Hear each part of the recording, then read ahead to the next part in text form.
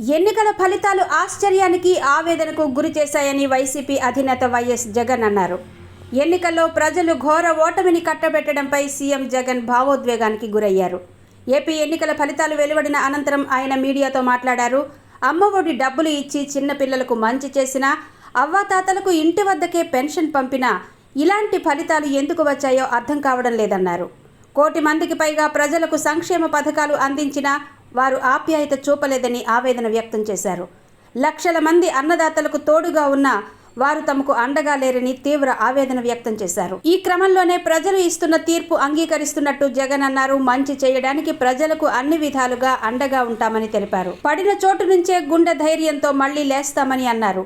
ఇది పెద్దవాళ్ల కూటమి. ఎవరు చూడని కష్టాలు, పోరాటాలు నా జీవితంలో చూశానన్నారు. ఇప్పుడు అంతకన్నా ఎక్కువ కష్టాలు పెట్టిన నేను సిద్ధం అన్నారు. చివరకు అన్నింటికీ సిద్ధపడే ఉన్నా అంటూ ఎమోషనల్ అయ్యారు. మాకు తోడుగా నిలబడిన వారికి కృతజ్ఞతలు అంటూ జగన్ ప్రసంగం ముగించారు.